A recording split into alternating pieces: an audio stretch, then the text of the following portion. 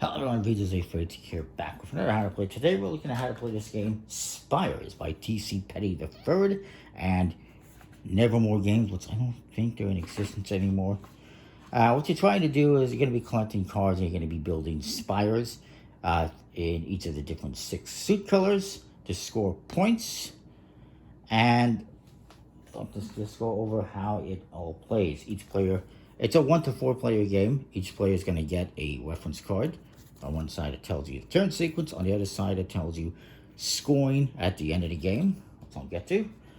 Each player is also going to get a set of these market cards, if you will. It's different colors. I'll be yellow. Each player is going to get these. And it's up to 4 players. And you got a 1, a 2, and a 3. These are for the different markets, which are represented by these cards. Now, on the other side, this is for solo mode. There's different actions you can take, but we won't get into that. I'll set these up in the middle of the table. And each player is also a first player token, which I'm going to put aside. The Royal Builder card, this is what you get if you win. Yay. And actually, they say for you to take a picture and share it on social media. A selfie. And here we have scoring for a solo mode to tell you how good you did or how poorly you did. Again, won't get into solo mode at this point in time, maybe one day in the future.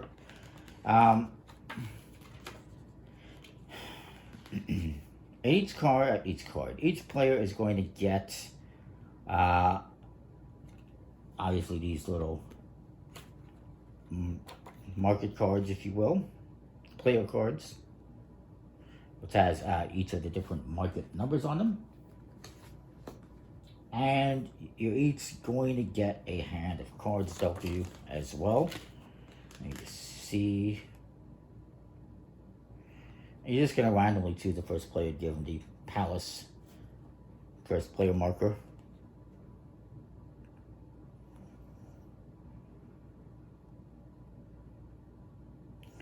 Now, there are some cards you're going to remove depending on the player count.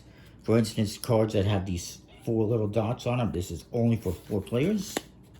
And there are some that have 3 dots, if I can find one, but of course it's not going to cooperate right there.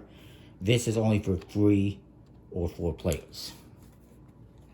And I'll try my best to cover everything here. So,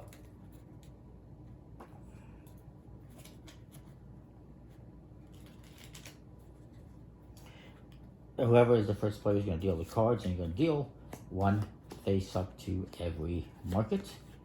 And then you're going to deal out cards to each player, 5 cards.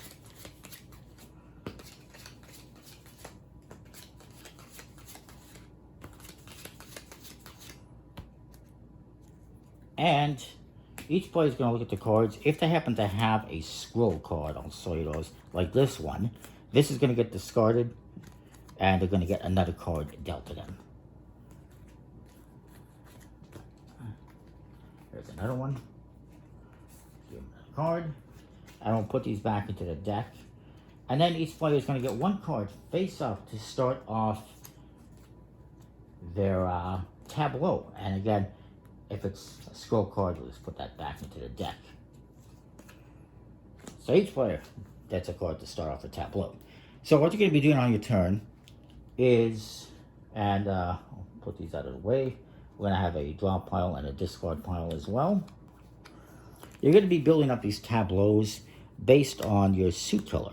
Now, you don't want to have more than 3, because if you do, it's going to be negative points. So if I had one that's 4, that's going to be negative 1 per each card in the tableau, so that would be negative 4 points. But if I have just 3 cards, if I had these 3 cards here in my tableau, that's 5 points each, so that's 15 points. But if I have a 4th one, let's say this is yellow, now it's going to be negative 4 points. So you want to be careful not to have a spire. Basically, you're trying to build these nice, beautiful, tall spires, but you don't want to have a spire that's taller than what the king has, which is 3, is a height of his. You can't outshine the king, basically. So what you're going to do on your turn is you're going to look at what you have in your hand, and you're going to figure out which card here you want to bid for. I do have green, I do have blue. I don't have any black.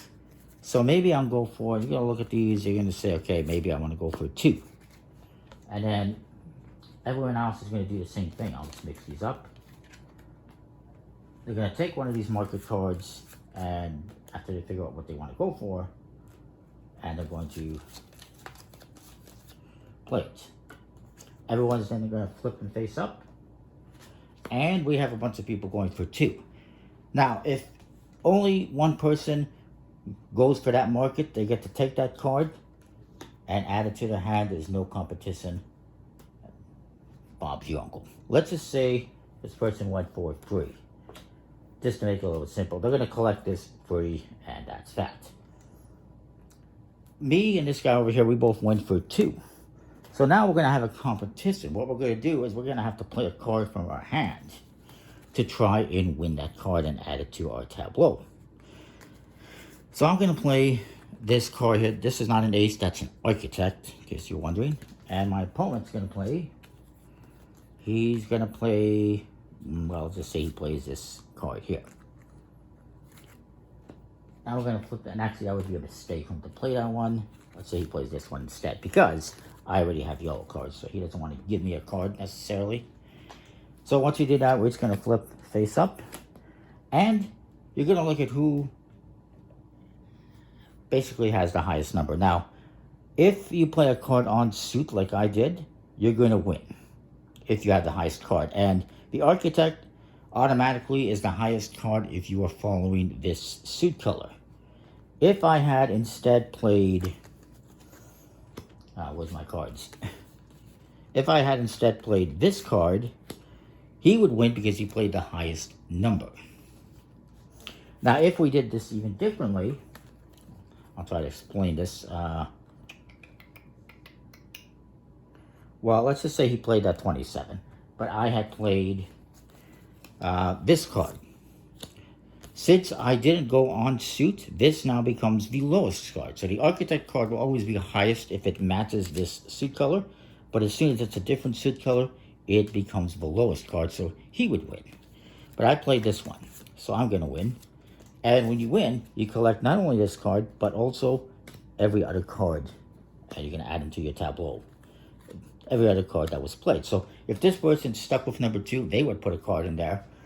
And, you know, I would probably win.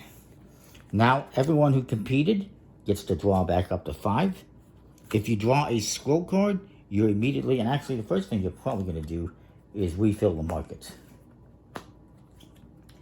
And then everyone's going to draw back up to 5. If you draw a scroll card, which I'll explain in a bit, you're going to put it on one of these markets. Maybe I'll put it on here.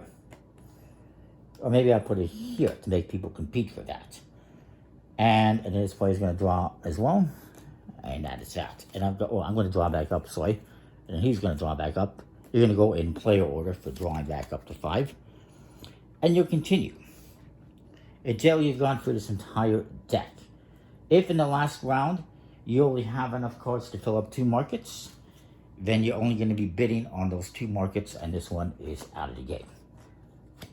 And then you're going to score points. Now, these scroll cards. This scroll card, if I was to win this number 2 market and I got this card, I would add this one to my market. And then this one would allow me to get rid of 1 or 2 cards from my collection here. Why would you want to do that? Well, if you have, let's say, 4 or 5 cards on one of your spires, that's going to be negative points. So you can use this to get rid of some extra cards. There's some other important things to note. I'll mention these in a minute.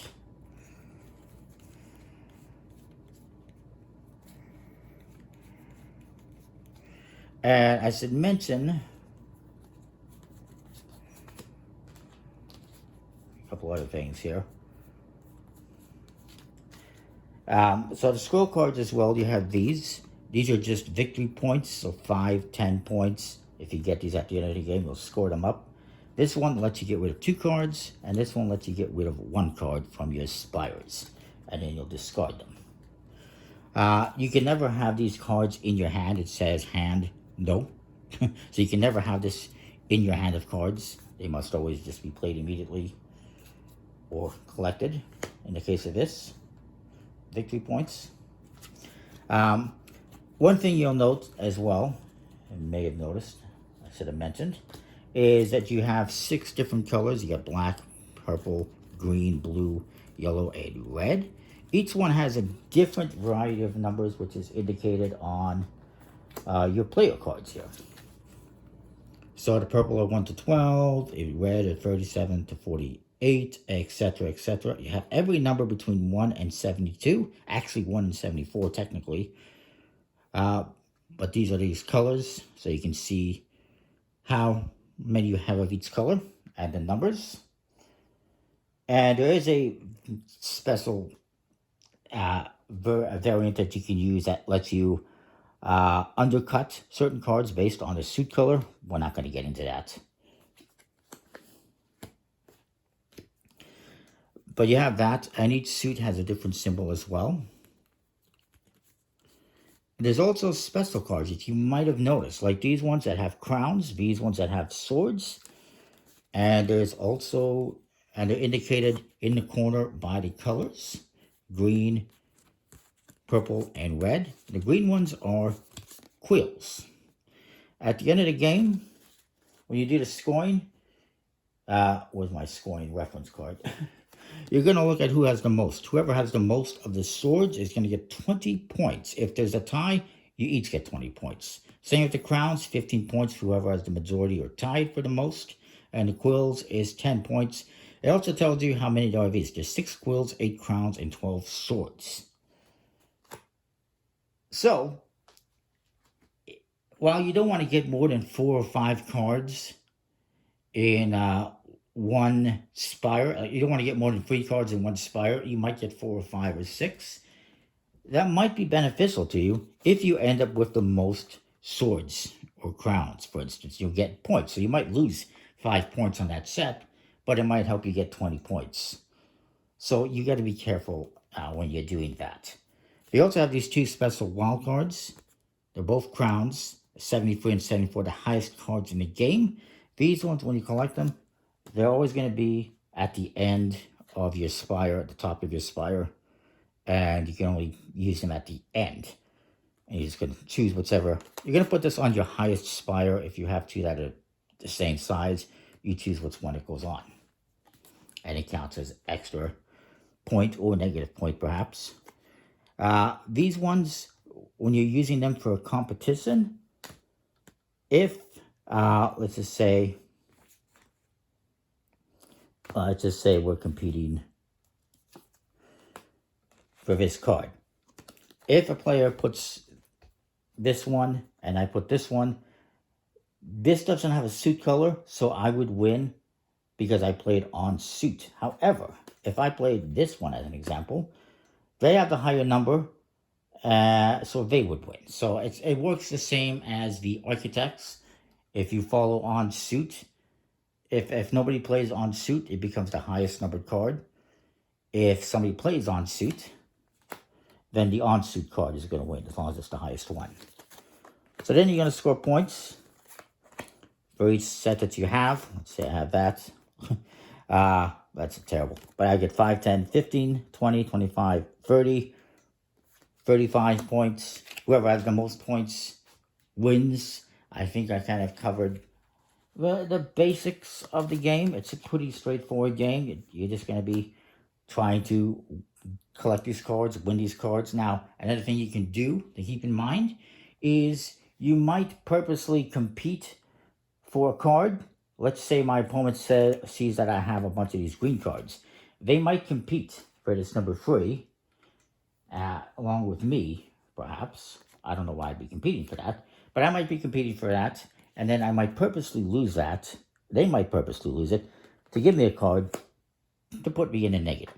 Or I might purposely lose it to make sure they go in the negative, or however you might want to do it. But basically, you got to keep that in mind. You're always going to be doing stuff like that. We're trying to win certain cards, maybe trying to lose certain cards to screw over people one way or the other. But yeah, it's a pretty nice game. Good quality cards, nice linen finish and stock. I like it. I think it's pretty cool. This is a nice wood token. It's a little bit big, but it's nice. That is Spires. Are you inspired? uh, it's not currently available in retail that I've seen necessarily, but it's in the aftermarket if you're interested. It's an older game. Came out, I don't know, 6-7 years ago maybe.